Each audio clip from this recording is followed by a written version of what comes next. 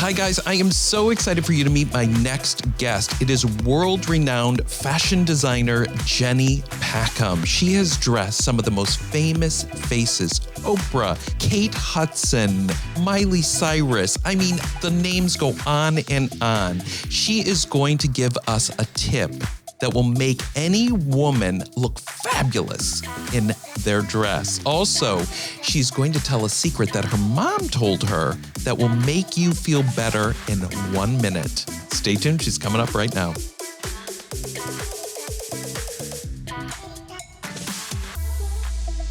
Jenny Packham is here. I'm so excited to have you on the show. Thanks, Jenny, for joining the show. Coming all the way from London, I'm so excited to talk about your new book that has come out, How to Make a Dress by Jenny Packham. So everybody's got to check that out. You can find it actually on Jenny's website, or you can go to Amazon. So it's out, it's for sale.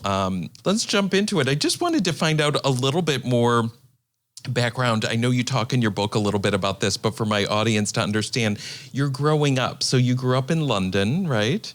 No, I grew up in Southampton, which is in the south of the UK. Okay, south of the UK. And then I came to London when I was about 18 to study at St. Martin's, and I've been here ever since. Wow, okay. So growing up for you, Jenny, was it more of, were you always inspired by fashion, and was that always kind of on your mind?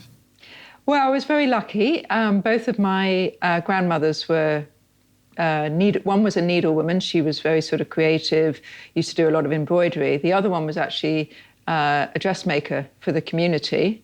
And my mum would make her own dresses. So generally all the women in my life, every time I went to see them, they'd all be making something. So I think it just followed that as soon as I could, I would. So I think I started making my own clothes when I was about 9 or 10. And I loved drawing and art and everything. It was a very creative household. So when I got to about 11, I discovered there was a job called a dress designer. Couldn't believe it. And wow. That's it for me. I just more or less started drawing, little sketches that night. And I'm very lucky. I feel very privileged to have found something that I love so much so early on. Wow, that's amazing. So did your mom actually sit down with you, Jenny, and she was like, let me show you how to make this, and let me show you how to put a pattern together, or how to put together different looks and that type of thing, and sewing? Did she teach you? No, I think really because like I say, I was around, people that were being creative. I just kind of picked it up and watched them. It wasn't really till I got to college that I learned how to really sort of, do it beautifully, or to sort of, I learned about all the different seams and all the different fabrics. I think with my mom, it was just more of a passion and more about sort of, making something that we wanted to wear. So did she make your clothing for school, like your dresses or different clothes? Yeah.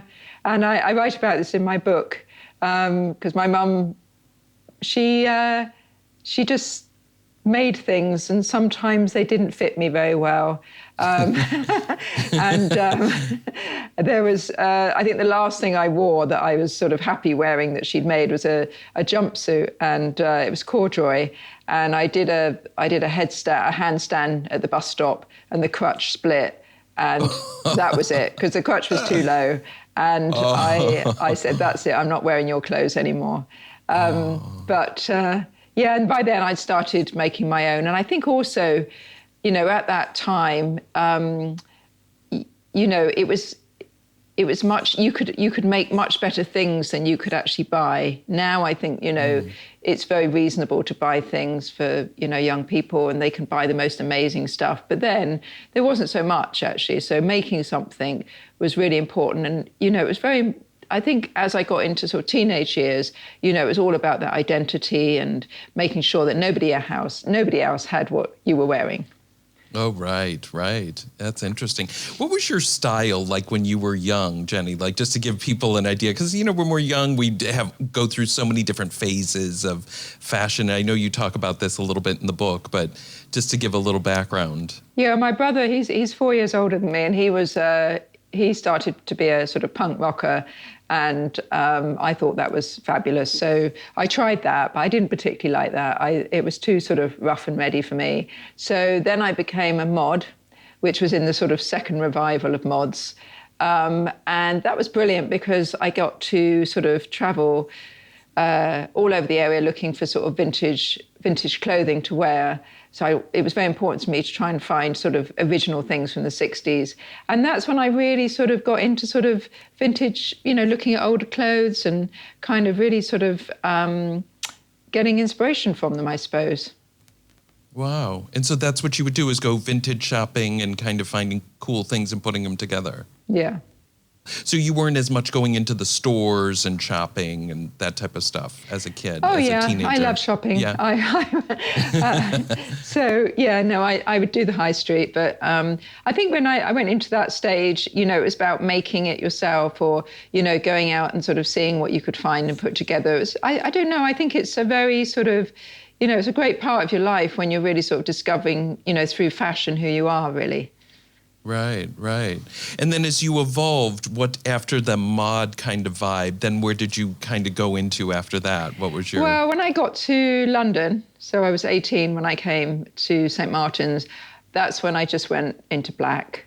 I went into my black years. Well, it was the 80s, and, black's great for students because you can spill drinks all over it and you can go into the evening and just change up your lipstick. So, and I don't think I've always sort of loved wearing black. I find it sort of such a versatile and kind of stylish sort of colour to wear. So you still I got a lot of black. Yeah. I feel safe in black. I feel sort of like I can kind of it's very adaptable to whatever you're doing, and I think it shows off accessories brilliantly.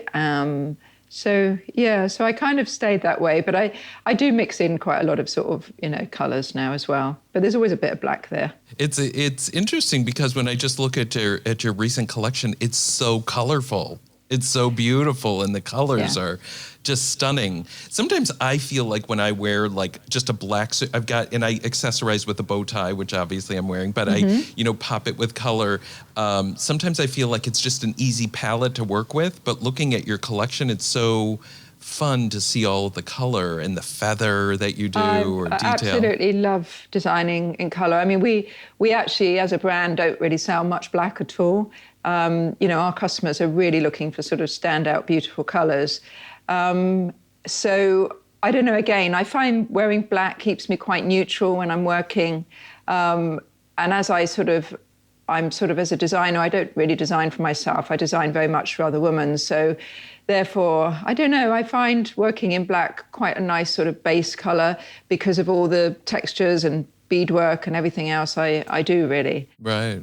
But I absolutely love designing in colour. And I think it's one of the first things with an evening dress that, whenever I meet women and they've got somewhere to go, the first thing that comes into their mind, when I ask them what they want, is they know the colour they want, because I think it reflects very much your mood and where you're going and, That's interesting to be able to, because everybody wants, it can be such a dramatic statement as well. Just getting back to when you started to design, I was just thinking about when you got into school. So did you have that initiative that you were thinking, I'm going to design evening, like that's going to be my niche really, or I'm going to do really couture, evening kind of pieces? Yeah, I think, I always, from the very beginning when I first started designing, I always wanted to do things for special occasions. And I think for me, it was a way of getting noticed, getting my work noticed as well. I could put so much more into it. And I love the idea that I'm designing something that someone's going to wear on an important occasion in their life. And if it's a wedding dress, you almost become part of their life. It's what they always remember. Sure. And maybe they keep that dress and they pass it down. For me, I'm not a big fan of designing fast fashion or ordinary clothes. I always want to create the whole garment, and I want it to mean something and be very special to someone. And that allows me as a designer a lot more scope for sort of embroidery or colour and, and silhouette. Yeah. I mean, just for an example, just to give my audience an idea, like for a beaded dress, how many hours does it take to do a very detailed, whether it be a wedding dress or whether it be just a ready-to-wear piece? How many hours will it take? The actual from making? Beginning to end? Yeah. Mm-hmm. Well, if it was a sort of fully sequined, slim dress, that absolutely everything is hand embroidered. So if it was one person beading that dress, it could take a month. But generally, with the ateliers that we work with, they will have sort of 4 or 5 people working on that one style at any one time. Otherwise, we'd never get all the dresses made. But when I go to the factories, which I do, well, I used to before, we couldn't for the last year, which has been the most frustrating thing. And we work with wonderful places in India. And when I go in, it always makes me stop for a moment when I see someone put a sequin on, with a needle. And I think sometimes people don't realize how much work goes into those pieces and how sort of covetable they are, really. Because it's a lot of work, and they're so clever, and the sort of mixture of sort of components, is. I don't know if you know, but obviously when we design one of the dresses, we design the surface, pattern, and then when it goes to the factory, they have to turn that into a sort of a pattern where, they follow every single line with the bead. It's incredibly intensive. Wow. Yeah, I think so many people look at the price tags of these dresses and they don't always understand how much work goes into it. Yeah. Because there are companies that make beaded dresses that are made machine made and they're not handmade, which is very different time-wise, Wow, so it can take up to a month, but with 4 people, it's a shorter period of time working on a dress. Yeah. Interesting. And then you also, I notice you're doing accessories. Well, we've actually, we did have our own, we've done jewellery over the years in different ways. And at the moment, we have a collaboration in America with a company called Hausberg, and they've just launched the first designer lab-grown diamond fine jewellery collection, mostly engagement rings and wedding rings, which is, it's flying at the moment. I think there's a lot of interest in lab-grown because you get this sort of, much bigger, sparklier ring. And it's incredibly good value. Wow, that's exciting. Oh, so that's out in the market. We also do another range in the UK as well for the engagement rings. So it's out there, people can go shop it now. Mm-hmm. Yeah, that's exciting. What advice would you have for an aspiring designer? There are so many, I feel like it reminds me of, I talk to actors and musicians, and I always wonder, there's so many talented people, and you're so talented, obviously, at what you do, but like somebody that is going to fashion school or maybe finished fashion school, what would be the advice if they really, to really make a difference and make your statement? It sounds like you made that niche and doing something, evening or something couture or something very detailed. What would you give advice, to a up-and-coming designer? Well, I mean, I think, I think for us being a niche evening wear, company has always been the thing that's helped us survive for, 33 years. I mean, it's a business, so therefore I would have to say to a young designer, look for a gap in the market, look for where, you're going to be able to offer something that is sort of better than what's there already, or add something to it. I mean, obviously we're seeing a lot of designers coming through at the moment, working more with sort of recycled and sustainable fabrics, et cetera. And of course that is a new market, but which we're all sort of doing our most to be part of. But I think being niche and working very hard at that particular area, and don't be kind of don't be worried about being niche, because I think for us, first of all, when we started designing our first couple of collections, we were able, because there wasn't so much evening wear at that time. We were able to sell internationally. I mean, we were selling to all the American stores within a sort of couple of years, really. So, it's all about how you present yourself and, not also don't be afraid to try and ring people or to go and see them. I know it sounds terribly old-fashioned nowadays, but, I think to make proper connections with the people and actually somehow get those clothes in front of them so that they can see.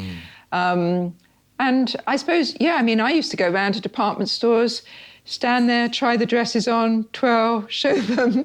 It was obviously very different. But, I made connections at that stage that I still have now. I mean, for instance, going to Harrods, kind of getting an appointment there. And we've been in there now for 30 years. So I think there's always a way for talent to come through. I really believe that. So I think in fashion, you've really got to believe in yourself and don't give up. It's a very sort of, some people are going to like what you do and some people aren't. But if you can I think the wonderful thing is now that a designer can get straight to the customer very quickly through, the internet, and also get that feedback. I mean, with Instagram, we put up a new wedding dress and in a way you're testing the market, to see what people like and what they don't like, which I think is something that, when I started my business, that took much longer. We'd have to deliver the dresses to the shops, see what they bought. But now you can get that instant feedback, which must help a lot of designers sort of get their collections, kind of right quicker, really. But I think it's a very exciting time for young people because I think there's so much opportunity to market what you do. But at the same time, I think there are challenges in that it kind of feels quite overwhelming that there's so many people doing things. And I think I would have been intimidated by that when I was young. Yeah, because it's challenging when somebody gets into it and to see, what would be the best way to do it. Is your business pretty much like half direct to consumer, half department store or retail, or is it mostly retailers? Well, I think it's changed a lot over the last year. I mean, I think like most fashion companies, we've all speeded up, with our sort of online offer. I very much enjoy sort of, we sell Net-a-Porter and, quite a lot of the online sort of platforms now.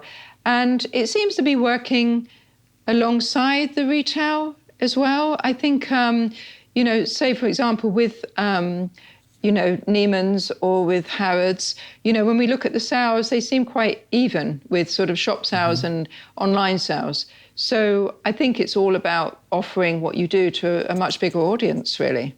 Right. I think what we're seeing now is doing more exclusivity with certain online stores. I think the fact that, you can get anything from anyone, and this is evening wear, and people don't want to be wearing, the same thing as someone else at the event. So I think we have to sort of start doing sort of exclusive kind of capsule collections for different platforms so that we're offering a bit more, kind of exclusivity, which is how we built our business with the retail shops anyway. Right. People want something different that, like you said, that they couldn't find somewhere else, or it was an exclusive only piece on Net-a-Porter, or something like that. Do you find that, just so my audience knows, you've dressed so many celebrities. Sandra Bullock, I read in your book, was one of your first that you dressed. Do you find that, did that help sales for your brand, have dressing celebrities? Yes, of course. I mean, when we came to show in New York, our sort of first season here, we'd been showing in London maybe for sort of 8 or 9 years, and we decided that we really wanted to sort of get into the American market, and we felt that sort of showing our collections in New York Fashion Week was really going to sort of put us a bit more on the map here. So I think once we started showing here, then we were able to work more with the sort of, the stylist in LA. And I think for us, it's about just sort of having a brand that isn't a sort of aspiring brand. And also, when you dress celebrities, I think, and they look good, hopefully, then, somebody goes into the shop and they think about it whilst they're looking round. I don't think our clothes are the sort of clothes that someone sees someone wearing it and they think, I must have that. I think our customers are very discerning and they don't really want what other people have. But if they see someone wearing your brand and it's worked, I think then they're more sort of tempted to sort of try it, I suppose. Right, right. Who have been some of your favorite celebrities to dress? Oh, I've been so lucky, actually. I've dressed so many of the sort of people I sort of love.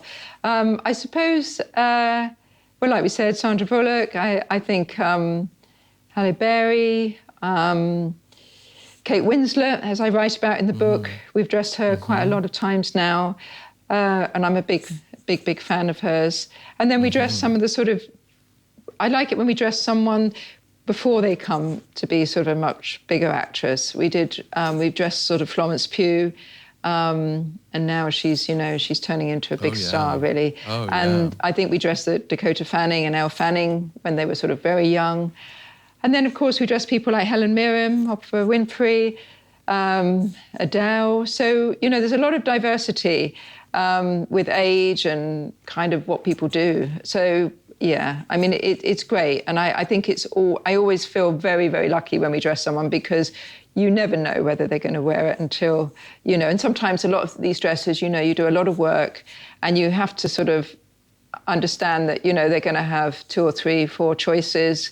Sure. And, you're very lucky if they wear one. And also, I think to start with, I used to be quite upset when they didn't wear it. But now you just think, well, they're going to appreciate that I did make that. So it usually sort of works out that in the end, they sort of, they wear something. Yeah, I know you mentioned too before Miley Cyrus, you like dressing her. Oh, yeah, well, we dressed her for the Oscars. I can't remember what year it was, but it was before she kind of evolved. When she, I think she sort of, I'm a big fan of Miley. I think it's very brave to sort of have one identity in the public eye and then really sort of change it. And I think she became sort of very sort of interesting. And I'd love to, there's a possibility we're working with her again soon, but yeah, I'd love to dress her again. That's great, because she's got a very funky, edgy, young vibe. And I feel like your brand kind of goes across all age groups, really. It's very, and Miley's flattering. She's all heart, isn't she, really? So she's quite impressive. Yeah.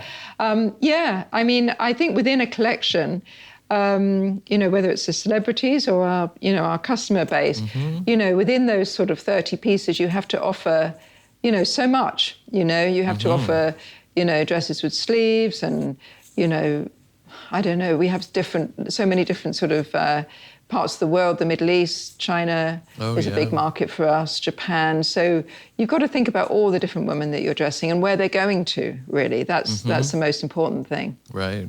What is one of your, because you dress a lot of influential people and celebrities and all of that, what are some of your style secret that has been so helpful? Because, people obviously now with Spanx, that's become the number one thing when a woman buys a dress. She's like, I need my Spanx, I need this, I need, certain things. What has been kind of for my audience to know, like, God, I'm going to use that, just that little tip or trick that always makes you look great in one of your dresses? Well, I think more than anything, most of the women that I've worked with, they really want the dress to be as tight as possible. So, tighter, and tighter. you do, but you have to be quite careful with that. You can't go too tight or else the zip breaks. Right. But I think, to really sort of think about the silhouette. I mean, one of the tricks that actually Kate Winslet showed us is, for a lot of women, the problem is when they can't wear a bra with a dress. And I think, if you do want to wear, the dress quite tight as well, you don't want to see all the lines. So you actually, one of the tricks was to get quite a wide ribbon and attach it to the armhole, and then you cross it like a bra would underneath your bust, and then fix it into the center and in the sort of seam that comes under the bust. And this will kind of push you forward a bit and keep you kind of all in place. And it's such a simple thing. So I love working directly with the celebrities, because these are the kind of little things you find out, because they're such professionals at what they do, and they know how they look at how they look. Right. They know how they're going to be, their image is going to be portrayed. Yes, yes. Is the ribbon on the outside or the inside that you build it in? Oh, in the inside of the dress. So stitching it on the inside of the seams and crossing it under. Oh, that's so interesting. So you build it in when you're sewing it. Oh, that's so cool. Well, it's just an instant push-up. And then obviously you can tighten it to sort of where you need it. Oh, that's a good trick. I like that. Was there any instance or that was just kind of a really like, wow, I can't believe that happened moment? I've been very lucky to work with Dita Von Teese, actually, who I absolutely adore. And we've done quite a few sort of the costumes with her. So for me, it's been so nice kind of working. I mean, when you've been designing for 33 years, you're always looking for new challenges. And for me, designing things that kind of have to come off other than sort of stay on. Oh, right. Things have to come off easily with her, so right. Like you're saying, talking about different techniques that you can use. I mean, it's quite interesting working with her because, you have to work with how she's going to move and how she's going to take things off without kind of any, so everything looks effortless. So, I don't know. I think, unfortunately, we made something for her recently and the tulle that we used was a bit sticky. And she had a big sort of cake behind her made out of like a big birthday cake. And she was telling us the other day how she kept getting stuck to it, which wasn't good. She got stuck to the cake. Yeah, we don't want to get stuck to the cake. No. I don't know. I'm trying to think. I've like I say, I've had so many sort of good experiences with people. I think for me, it's very difficult trying to make dresses for people in LA when I can't get to see them. Often you have the stylist, you get sent the measurements and you're making it in your studio and you send it over. But I think when you actually meet someone, any customer really, and you get to sort of see their body and sort of try things on them, I think especially for the pattern cutters, they understand so much more. It's very difficult doing it blind. Yeah, definitely. You talk about your inspirations in the books and I read about how you go to vintage stores. It sounds like you did when you were younger, same kind of thing. Is that where you get your current inspirations for different things? Do you look at, is that your biggest place that you go to is vintage? Sometimes. I think actually there's something in the process of actually just going out and looking around vintage shops. It just sort of triggers off different things. And I quite appreciate the fact that, I'm looking at what other designers have made over the years. And there's something inspiring about that. I hope one day that people see my dresses in vintage shops and, I can inspire people. But maybe sometimes it's just a color, or sometimes we buy something because it's got an amazing sleeve or, there's a really wonderful print on it. I think you have to be really careful not to sort of take anything from vintage particularly literally. First of all, I think it's your job to recreate these ideas rather than take them. But I think, I think you have to be careful. Somehow you have to bring it up to sort of, a contemporary kind of level so that, you're not sort of creating something that looks vintage. But I don't know, I think it's just being inspired by what, other people's work, I suppose. And I always find it sort of kind of, I say in my book, actually, you're kind of, it's always I call it scavenging. When you're starting to put a collection together, you're starting to sort of find the different bits that you want, the colours, the embroideries, the look that you want. And I think when you go out looking in vintage shops, there's, you're kind of just pulling on those ideas and putting together something yourself that can, sort of ignite other people's imagination, I suppose. Can you get an inspiration that's not from clothes, like from jewellery, that you could take that idea and put it into clothing? Well, jewellery is always wonderful for, embroidery details, vintage necklaces, or, maybe it's just the layout or something, or quite often a piece of jewellery. There's a piece that I found in Paris. It's actually in a museum there. And it's this beautiful brooch that was like a sort of butterfly with a sort of woman in the middle and the stem. And I just looked at it and it was just it was just a dress to me. It was all there. And I created a bridal dress called Papillon, which for us was such a sort of big seller. But sometimes you actually find a piece of jewelry that you almost just sort of feel it's a dress. So it's a dress, yeah, right? It's there. It's just ready for you. But isn't that interesting? Yeah. Yeah. But I also, again, in the book, I talk about how sometimes I can be somewhere very boring, like, you know, the sort of like a bus stop somewhere, and I'm bored because I sort of don't like standing queuing for things. And I try and look around and find inspiration. And I think once you get into a habit of that, you can find inspiration anywhere, really. So I quite enjoy that process as well, sort of finding inspiration from what otherwise seems like a very sort of boring kind of place. Right. I just think it's interesting because you think traditionally, oh, I'm just going to get inspiration from clothing, but it can be from anything. So it's and great also to hear looking that. at the way other people, you know, just watching people as well and how they put things together. You talk about in the book about how fashion gives you courage. And how did it give you courage?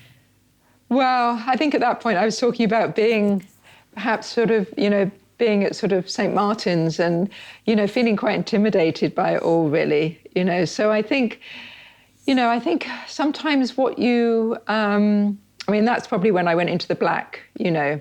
It was kind of, black's an amazing colour for, you know, young people as well, because it's a kind of look at me, don't look at me colour, really.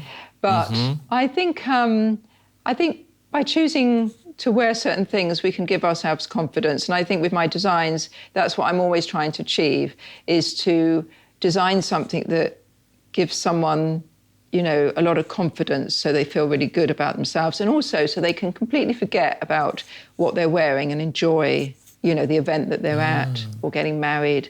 I'd never want them to feel sort of too conscious of it. So I think for me, you know, fashion is very much about confidence. I mean, I think we all know that if we've got a favorite jacket, you put it on, you feel like you're ready for anything. And sometimes you want to be looked at, so you put a bit of color So I think we can play with fashion more to lift our moods, really. I think we can achieve a lot through what we can wear.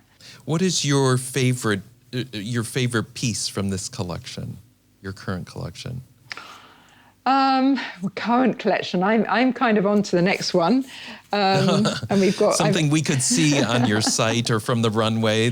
Are there a few pieces that you're like? Well, like I say, there's one dress on there which we've been reinventing every season, which is actually one of the pieces that we did for Dita Von Teese. It's a wrap-over gown with an amazing kind of feather sleeves that she wears during one of her sort of pieces called Lazy. Where she's just lazing around in this sort of Jean Harlow-esque wrap-over dress. And for the last sort of 4 or 5 years, every season we do it in a new way, and it just sort of sells. So, of course, I love that piece because it sells. But we somehow or other, during the whole lockdown experience, I feel that our designs have changed a bit. I think they've become more kind of about escapism. And I think that's what we're seeing. We're seeing people that are buying more kind of exciting pieces than they were before. I think if they're going to sort of buy into what we do, they want the sort of really, you know, the out there pieces, yeah. But it's a beautiful collection. Wow. You mean they want something real, more extravagant, yes, real, definitely. You know. That's definitely happening. Yeah. And we're also seeing sort of things with sort of fantastic backs and a lot more kind of sleeveless things. So, yeah, kind of more sort of brave, actually, and more kind of just towards being a bit more adventurous, I suppose. It's time to party. That's fun. Yeah, I think people are excited to get out Absolutely. and go and just be, and enjoy. Yeah.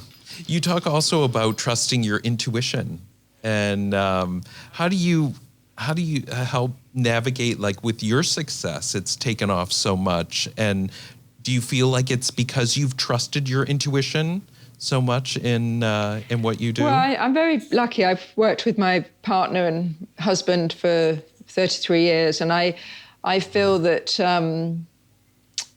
I think we're very good at kind of listening to each other and sort of helping each other with that intuition thing as well, because I think it's all very well to have a sort of feeling about something, but it's very it's good to be able to sound it out with someone who's sort of also on the same side as you. But I think from a design point of view, you really, that maybe from the business side of things, you have to use a lot of intuition. But from the design side, I think you really have to be, as a designer, I think you have to be really aware of what's going on in the world, and not just what exhibitions are on, but also what's going on with politics and films and, the whole sort of cultural sort of feeling of the time, so that you're kind of in tune with that. I think it's very important. So sometimes the difficult thing is you can't explain, your intuition. And I think you've just got to be allowed to sort of go with it. And that's why I feel very lucky, to work with someone who was also a creative person, and also the business, the CEO of the company, so that he really appreciates, that sort of trust in, creative intuition. I think for a lot of designers, they sometimes work with sort of business people that want to make a science of it. And there isn't a science to it. It's based on a lot of, like you say, intuition, feeling, and sort of, not really knowing why you're going in a certain direction. It's just what you feel that you want to do. Yeah, and sometimes people get so worried about, will it sell? Is it going to make money? That's when it all starts going wrong, I think, actually. Yeah, because you've got to go with the intuition and the feeling and the vibe, and yeah. Because generally, I think, people that work in the sales and our customers, they're basing, you've got to give them something new. You can't, just because they bought it before doesn't mean they want it again, Sure. So you have to sort of get all that information about the last season's order book and what people liked, but then you have to think, okay, well, that was then. What can we do this season? And move it on. And I think that's the challenge, actually, especially when, you see a lot of designers that maybe, things are selling so well, but during the course of that, you have to think about what you're going to do next, because, the challenge of fashion is that it changes all the time. And, you have to be brave enough to move on. Right. And you're working on which collection now, currently? We've just finished a bridal collection. So we're doing sort of small drops of bridal dresses now throughout the year. And we're just about to sort of start on our sort of spring-summer 22. Oh, spring-summer 22, right, Yeah. right. We're done with fall. Yeah, that's old. Okay, I have just two more questions, and I will let you go. You've been so kind to answer all my questions. But one thing that I wanted to ask, I've always been curious from designers about when you get reviewed. How do you take that? Like how I was just watching a movie about Halston, and how he would be like, oh, just read me the reviews. Okay, stop. I don't want to hear it. And then when they love you, or when they have some, things, how do you take that? How does that sit with you? Do you let it kind of soak in, or just let it roll off? It's hard, but I have to say that I think you have to welcome. Obviously, when you say reviews, we're talking about bad ones, yeah. Well, bad and good. Bad and good. Well, good's lovely, and bad can be great, because I think as long as you can look at if you look at criticisms and you can make up your own mind which ones are, because they're not always right, that's fair enough. So look at what's, good about them. And I think it does always. We're, creative, sensitive people, so it takes a few days. But I have to say, I could write a list of people that I would like to go back to and say, thank you so much for criticizing me, because that really moved me on, And I think really? I think you've got to say thank you for saying that, because nowadays people quite often are not brave enough to say what they think, or to give you, to give you sort of that help, really. I remember there was one season where the one thing in the UK was that I think people viewed you, if you did an evening wear collection, that it wasn't enough. They wanted you to do the day wear, etc. So when I came to show in New York, there was actually a British journalist who had come, and she wrote sort of saying, oh, really lovely evening dresses, but where's the knitwear? Where's the trousers? Where's the wool? So I didn't really agree. I think it's okay for me to be niche. But the next season I did some amazing little kind of knitwear pieces. One of them, actually, Kate Hudson wore in the end. It was a beautiful kind of dress, and it was all made with kind of beaded cable knit.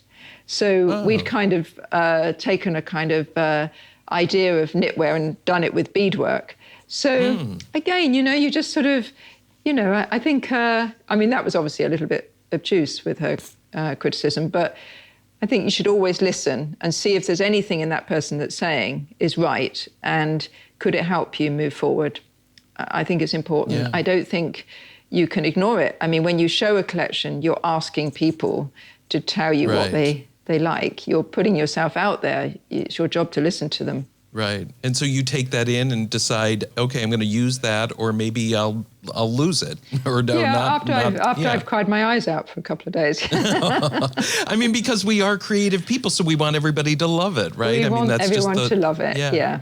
We do, yeah. And thank God, I mean, people have loved your things for over 30 years. I mean, that's incredible. So any critiques are, that comes with the business, right? Yeah, absolutely. Well, my last question is, what is one thing that you haven't told anybody that you think, you don't have to say everything, one thing you haven't told anybody that you think would help somebody else? You think it would really, maybe it would lift them up, maybe it would help them in some way, that you haven't shared with anybody? Oh, that's quite a tricky question, isn't it? I mean, I'm not trying to make it, you don't have to tell me anything crazy, but I mean, if you want to share whatever you want to share, I like to, it's always kind of fun and inspirational to, Well, my mum said to me that whenever you feel down and you don't feel great, go and buy yourself a lipstick. And it was a lovely thing. And I thought at the time, she just doesn't understand me and my moods. But actually, it's a very good thing, because first of all, you're thinking about yourself, no one else. You're just thinking about buying yourself something. It's not a very expensive purchase, so you're not going to feel guilty about it, or you're going to think that you've been too extravagant. And you put a smile on your face with it. It's a lipstick. So I use that quite a lot. I've got a lot of lipsticks. So that's my advice to someone, that if you're not feeling good, and like I say, I'm a real believer that, you can sort of, you can sort of move your life along by sort of experimenting with what you wear and how you do things with your appearance. I love that. That's awesome, Jenny. That's great. What a great piece of advice. Well, Jenny, you have been fabulous. I want everybody check out How to Make a Dress. You can find it at jennypackham.com. You can also find it on Amazon. It's been so great. You've given us so many tips. I love that wonderful little things about how to wear a dress, all your inspirations. So I appreciate it. Thank you so much, Jenny, for being on the show. Thank you for having me. Thanks for listening to The Catwalk. Make sure to subscribe to the show on your favorite podcast app. This has been a production of Evergreen Podcast. A special thank you to executive producer Gerardo Orlando, producer Leah Longbreak, and audio engineer Dave Douglas.